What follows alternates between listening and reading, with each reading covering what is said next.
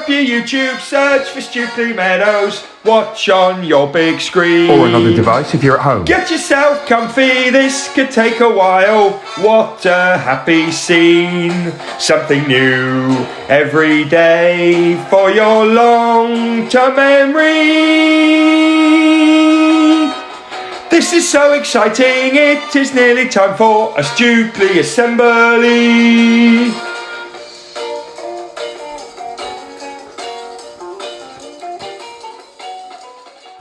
Good morning, good afternoon, good evening or good night everyone, and welcome to our Wednesday reading assembly. For each other we, every day we, to improve we, together we will.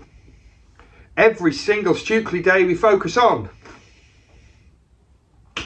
Our Stukeley motto is, our Stukeley curriculum is,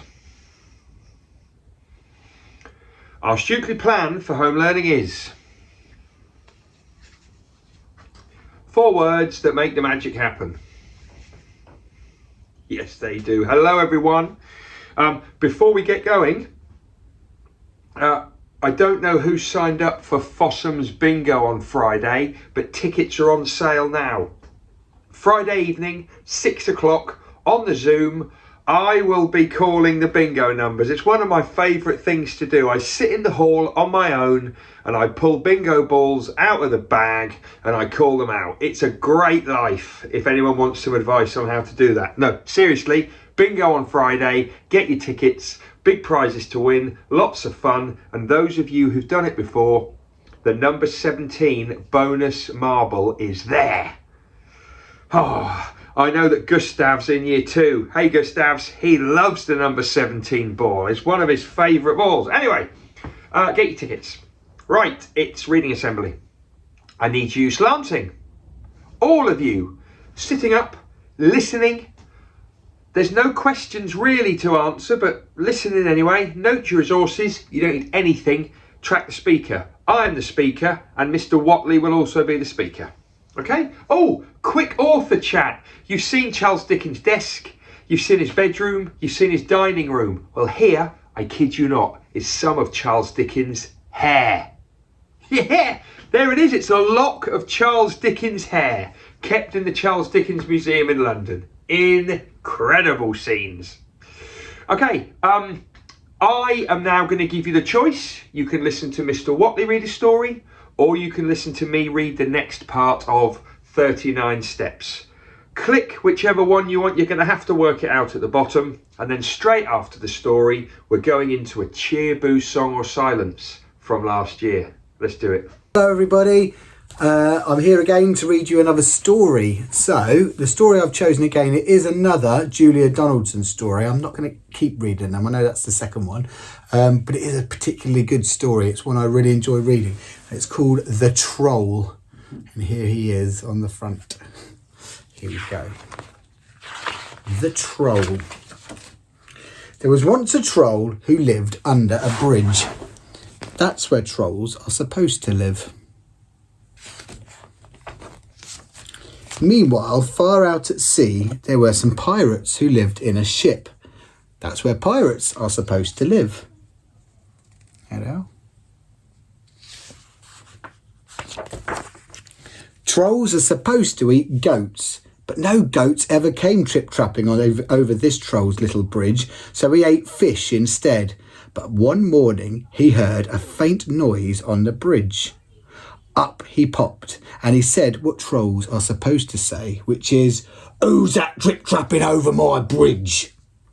"I'm not trip-trapping, I'm scuttling," said a tiny black creature, "and I'm a spider." "Oh, bother, I thought you were a goat," said the troll. "No, goats have fur," said the spider. "Never mind, I'll eat you anyway," said the troll. "You'll make a nice change from fish." "Oh, please don't eat me," said the spider. "Why don't you go further down the river to the next bridge? It's a much better bridge for goats." "All right then," said the troll. So he packed up his frying pan and his cookery book, and off he strode. Strode is another word for walking. It means to walk quite fast, possibly with big steps.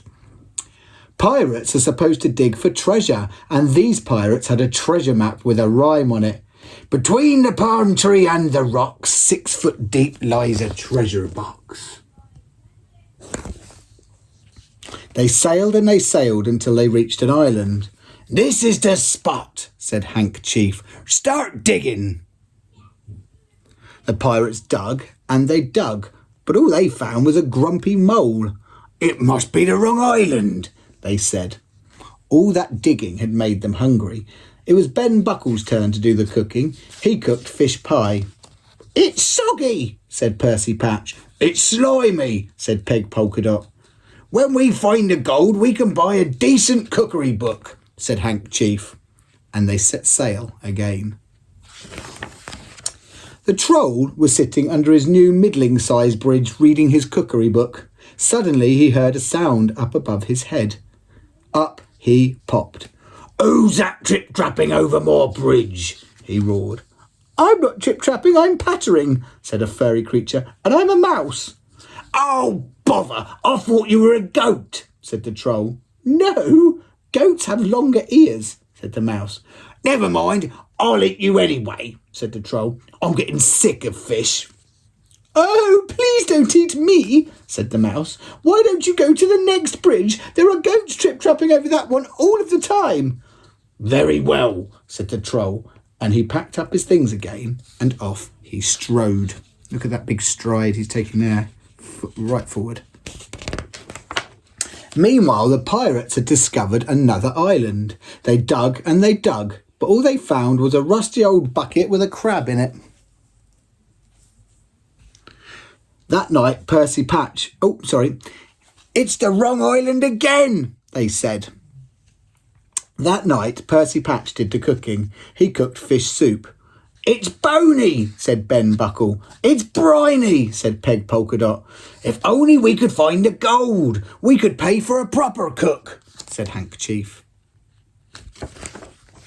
The Troll was frying fish under his new big bridge when he heard a sound up above his head.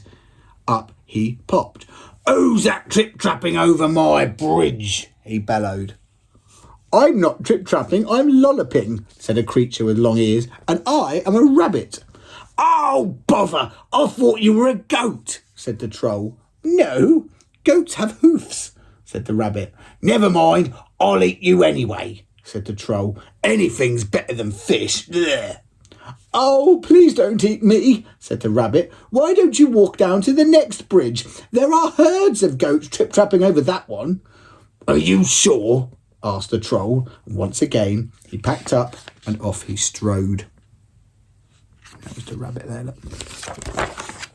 Meanwhile, the pirates were digging on a new island. They dug and they dug, but all they found was an old Wellington boot with a nest of centipedes in it.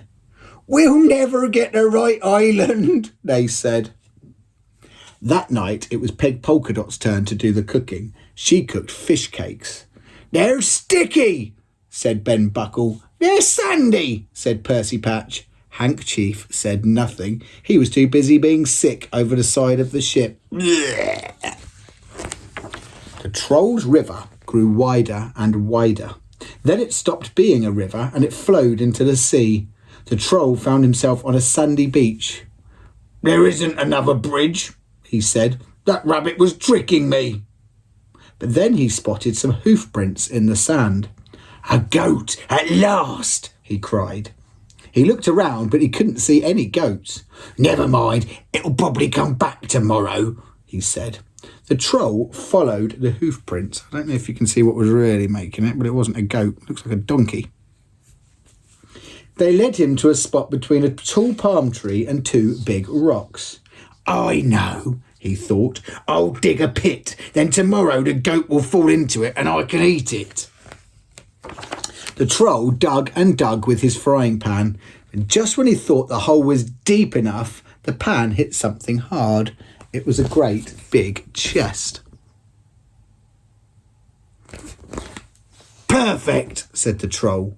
I can hide in here and keep warm. Then when the goat falls into the hole, I'll open the lid and pop up.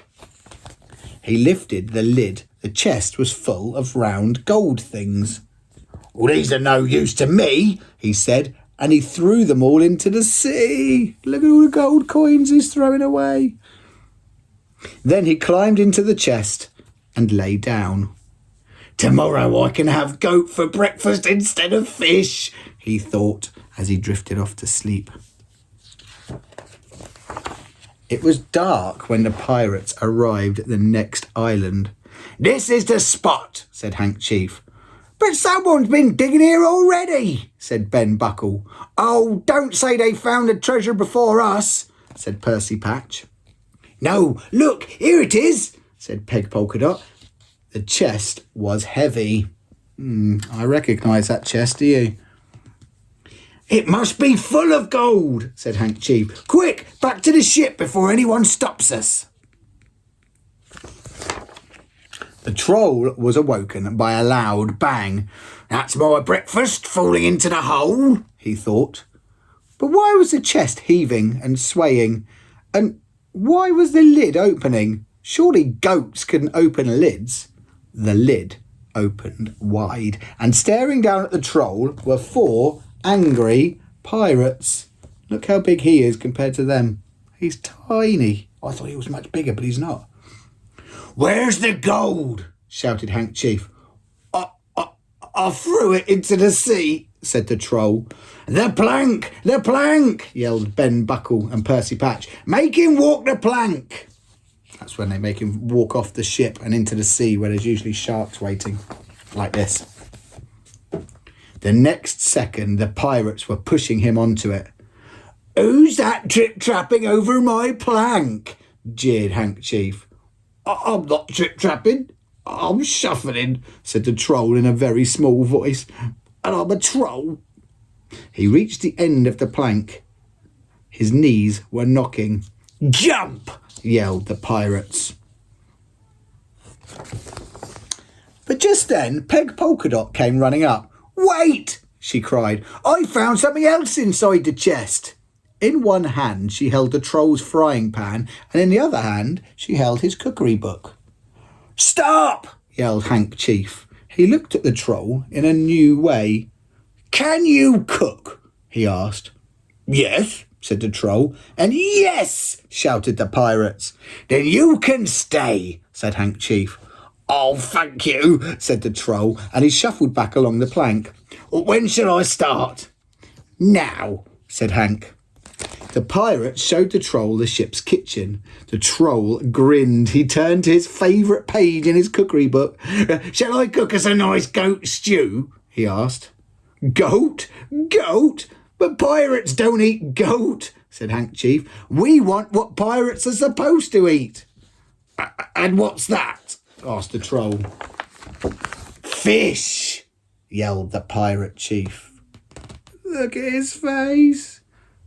If you remember, fish was the thing he was fed up of eating, and they're going to make him cook it. Poor troll. Brilliant. And there we go. That's some of the pirates on the back of the book as well. Well, thank you very, very much for listening to my story, and I'll hopefully have another one ready for you for next week. Take care. Back to Mr. Singletary. Okay, 39 Steps. Quick recap. It's a famous novel by John Buchan. This is the abridged version, the short version. So, our main character, Richard Hannay. Mr. Hannay lives in a flat in London. A stranger comes and says, you've got to help me. My name is Franklin P. Scudder. My job is to stop somebody getting assassinated. Richard Hannay just hasn't got a clue what's going on. He lets Franklin P. Scudder into his flat. Scudder then tells him that he needs to stop Karolides, the Greek premier, being assassinated. Scudder tells him that the Black Stone are a group of agents that are going to kill Karolides. One of them is got a bit of a finger missing on his right hand. Anyway, Scudder ends up getting killed, murdered. Hannay escapes from the flat because he's worried about getting murdered, but then everyone thinks that he's killed Scudder. He escapes to Scotland, jumps off the train, hides out in Scotland, goes to a hotel. Then, while he's staying in the hotel, some men come, they find him, he escapes in his truck, and it finishes saying Keeping low, I ran past the inn and along the road to the men's car. I started it, sent up a shower of gravel and raced away as fast as I could. So now he's on the run, probably from agents of the Black Stone. Right, next chapter. Attack from above. Any doubts that I might have had about whether the Black Stone were going to come after me had now gone. I knew that they were out to get me. I drove the 40 horsepower touring car across the roads for all she was worth. I could only hope that having taken my enemy's vehicle meant that I could put distance between them and myself. After half an hour or so, I hoped that I'd gotten rid of my pursuers. The pursuers are the people chasing him. Then, glancing behind me, I saw something that sent my pulse and my heart racing. Far in the distance, a monoplane flew low over the hills. For a moment, this sinister craft circled to get its bearings. Then, with a burst of speed, it flew in my direction. If my enemies had taken to the air, then my chances of escaping them were now very low. On the bare moor, I was at their mercy. If they had guns, I would be dead in an instant. My only chance was to get the car to the leafy cover of the valley. So here he's moved his car to next to the mountain to try and keep away from the plane. I hurtled down the hillside like lightning. The bumpy roads were better designed for sheep than motor cars, and it felt as if my bones might rattle clean through my skin. What a brilliant sentence. I had no choice but to go on, looking back whenever I dared, only to see the plane getting closer and closer. Soon I was out on the road again between hedges. The noise of the aircraft grew fainter and fainter, and I let my concentration slip for a second. At that moment, I caught sight of the nose of another vehicle coming at me from 90 degrees. The road was too narrow to steer around the car, and I did the only thing possible. I crashed into the hedge on the other side of the road. As hawthorn branches scratched at my face, the car ploughed through the undergrowth. I then felt the ground beneath me give way. To my horror, I realised that the hedge was on the border of a sheer drop into a river, some 30 feet or more below. I felt the car buck and pitch, then something hit me full on the head. I had a vague sense of an almighty smash. Then nothing. Now if you look, he's just about escaped from the car. Next chapter's called Manhunt. This is a great story. "Steady there, old chap," came a warm, friendly voice. Who was that, I thought.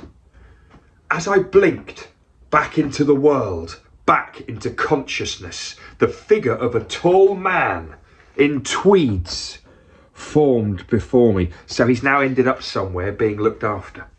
He pressed the glass into my hand and I gulped down the contents gratefully. I found myself lying on a sofa in what seemed to be a grand manor house. "I must apologise for pulling out in front of you like that," he said. "Bad show." So this is the man who was driving the car that nearly hit him by accident. No, it was my fault," I said. You're not hurt, are you, sir?" "Bullivant, Sir Harry Bullivant. No, not a scratch, dear boy, which is more than can be said for your motor car, I'm afraid. Ended up in the sink." "It seems I have you to thank for my lucky escape," I said, rubbing my sore, bruised head. "Thank the old hawthorn bush, my man," he said with a chuckle. "Hooked you like a jolly old salmon and left you dangling there. I just reeled you in, so to speak." Over dinner, I engaged in the most wonderful conversation with my new friend without telling him anything about myself. Now, Richard Hannay is obviously worried that they might know the Black Stone, so he's not saying anything. I soon found out that Sir Harry was the Liberal candidate for the nearby town of Brattleburn. So he is, I think he's a politician. As we finished dinner, he told me that politics ran in his family and his uncle was the permanent secretary at the Foreign Office. This news made me think more closely about my secrecy of the Black Stone. Here was somebody who had a link to the politics and the authorities of the country. Today was the 13th of the month. If Scudder was right, if Franklin P. Scudder, now dead, was right when he told me, today the attempt on Karolides would be happening. Or was it the day after tomorrow? I knew that Karolides would be killed soon. Listen here, old man, I said to my new friend. I've got something of a confession to make to you. I sat there and told Sir Harry the whole sorry story. He listened patiently, and when I finished, he sat thoughtfully for a minute. I may be a bit of a chump as a politician, but I can size you up, old chap, he said. You're no murderer. I believe you didn't kill that Scudder fellow. Now, what can I do to help you? We arranged a plan. He would telephone his uncle, Sir Walter, telling him to expect me at his country home in Wiltshire, where I would deliver Scudder's message in person. Harry offered me the use of his car, but I decided to go across the country on foot. After a night's rest, a change of clothes and a hearty breakfast, I took leave and left my new friend and headed south towards the nearest railway station at Moffat. So he's now walking across Scotland to find this link, this person to help him. But I had only been walking for half an hour when I suddenly was aware that I was not the only soul in the tangle of glens. Just over a ridge in the far distance, I could make out the heads of a string of men. It was the police, assisted by shepherds or gamekeepers. They hallooed at the sight of me, and I could tell that their sudden excitement that Richard Hannay was there meant that I would be chased and hunted down. I ran for what felt like several miles. Breathlessly, I got to the top of a ridge and suddenly found myself in the grounds of a whitewashed house. My pursuers had left me no room to retreat. I had no choice. I had to take my chances inside the building. I sprinted across the lawn, walked through a pair of French windows and into a small study. There, seated at a desk, was an elderly, bald-headed, bespectacled gentleman. He didn't move, but he simply stared at me with his raised eyebrows. You seem in a hurry, my friend, he said calmly. Unable to catch my breath, I nodded towards the window at the line. Oh, you've escaped from justice, eh? He said. Well, we can discuss it at length later. In the meantime, I've got no desire to have clumsy policemen here. With that, he sent me down the hallway and into a tiny cupboard-like room. So he's hiding Richard Hannay. You will be safe here, he said, before closing the door behind him with a click. Hardly able to believe my luck at the gentleman's kindness, I crouched in the darkness.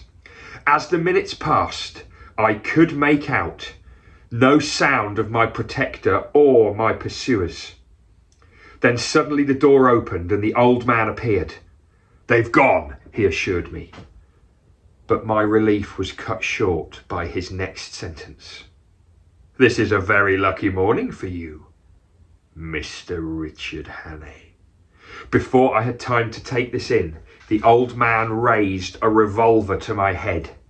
A glance at the man's right hand told me what I should have known all along. He was missing part of his finger.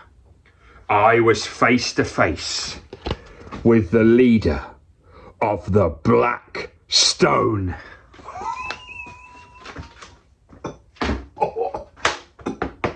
It's all right, it's not a symptom. Whoa! We're going to finish there. He's done all this escaping and now he's in a room with the half-fingered leader. Cheer, boo, song or silence now. It's an old one, but a good one. Check it out.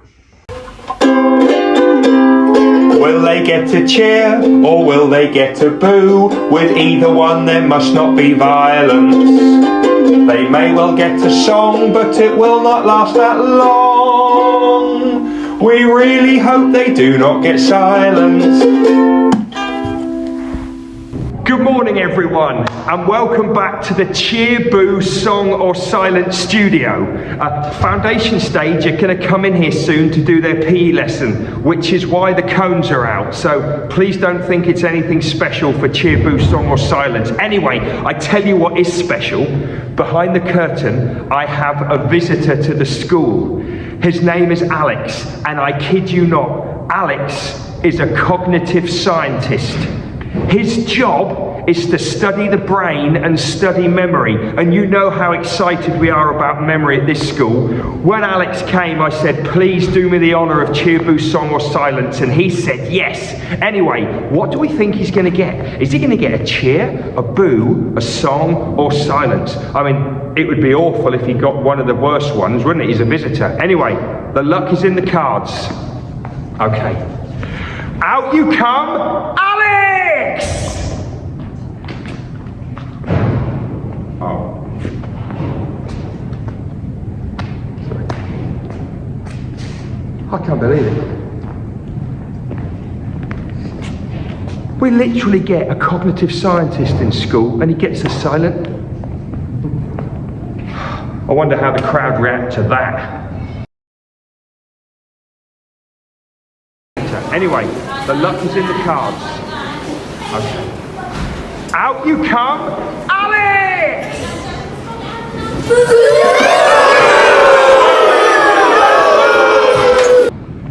I'm gonna have to go home. I can't bring a visitor here and then them get a silence. And he's a cognitive scientist. Okay, this is probably the last Cheer, Boo, Song or Silence. Will they get to cheer or will they get to boo? With either one there must not be violence. They may well get a song, but it will not last that long. We really hope they do not get silence. Ah, I miss Alex. I haven't seen Alex for a while. He was a very clever man. Loads of great knowledge about cognition and learning. Anyway, that was a blast from the past. Hope to get in back into the hall next week. Okay, let's finish with birthdays. Hey, hey, hey, it's time to say we've got a Stukeley birthday. Hey, hey, hey, it's time to say we've got a Stukeley birthday. Oh, come on! Happy birthday, Xavier in year 1. Hopefully a happy day, Xavier, with friends and family. Have a great day. 6 years old. What? 6 is my favourite number, and you today have hit that number. Brilliant. Right, let's finish with everyday knowledge for you. And we are learning to remember things worth remembering, learning to remember things worth remembering, learning to remember things worth remembering, everyday knowledge for you. And we are learning to remember things worth remembering, learning to remember things worth remembering, learning to remember things worth remembering, everyday knowledge for you.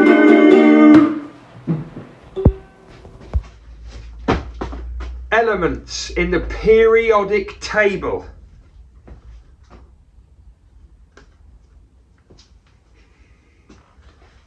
Hydrogen.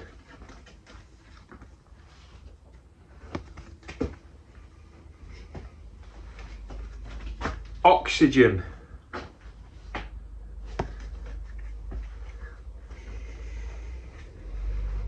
Nitrogen. New one. May as well have a go.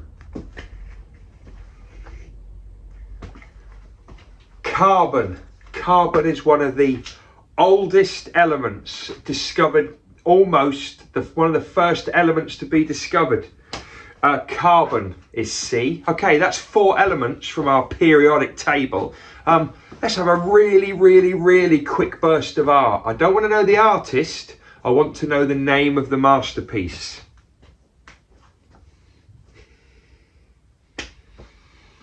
The Angel of the North. The Scream. The Mona Lisa. Oh, I hear a tune. I hear a wonderful tune in the back. Oh, what a lovely tune that is. Very fast. Oh, look, who's that guy? It's Rossini, the Italian composer. Which advert on the telly, on the radio, which advert does this tune come from? Checkatrade, checkatrade.com. Brilliant. And finally, what's the piece of music called?